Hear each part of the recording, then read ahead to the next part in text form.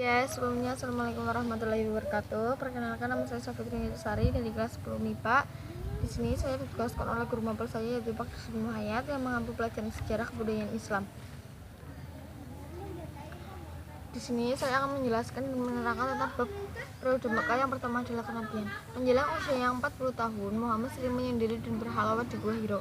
Itu gua yang berada di gunung yang terletak di dekat Mekah. Di sanalah beliau menghabiskan waktu selama berhari-hari dan bermalam-malam. Pada malam ke-21 dari bulan Ramadan, yaitu ketika beliau berada di dalam Gua Hiro dan telah berusia 40 tahun, beliau didatangi malaikat Jibril yang seraya berkata kepadanya, "Bacalah." Beliau menjawab, "Saya tidak bisa membaca." Jibril mengulangi perintah ini untuk kedua kalinya dan ketiga kalinya.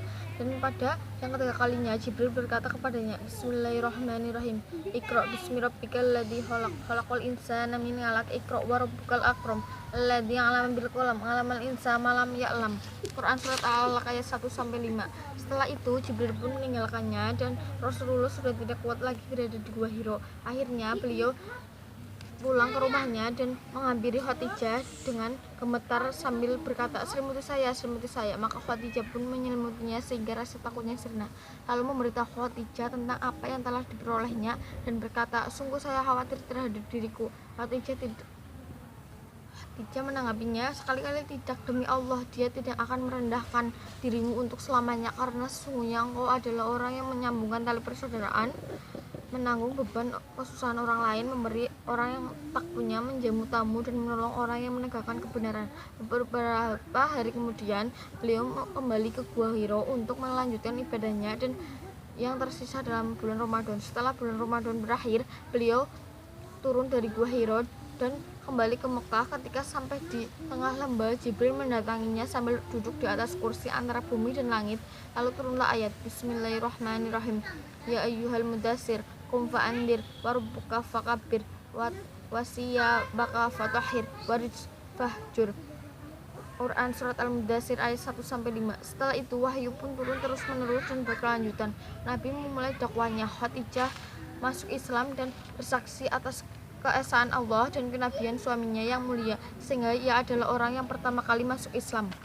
Budi pada pamannya Abu Thalib yang mengasuh dan menjaganya sejak kepergian ibunda dan kakeknya. Rasulullah memilih Ali dari sekian banyak putranya itu untuk dididik di sisinya dan ditanggung nafkahnya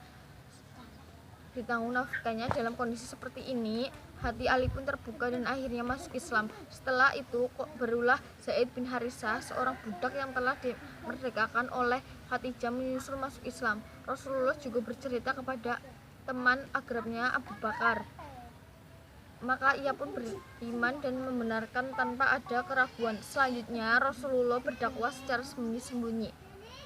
Dikatakan secara sembunyi-sembunyi di sini mengingat tempat para sahabat pengikutnya dan orang-orang yang mereka ajak masuk Islam tersebut bersifat sangat rahasia. Sudah banyak orang yang beriman kepada Rasulullah, namun mereka masih menyembunyikan keislaman mereka. Karena jika satu saja urusan mereka terungkap, maka ia akan menghadapi berbagai siksaan keras dari kaum kafir Quraisy dan memaksa murtad keluar dari agama Islam. Sekian dari saya. Apabila ada tutur kata yang salah, saya mohon maaf yang sebesar-besarnya. Wassalamualaikum warahmatullahi wabarakatuh.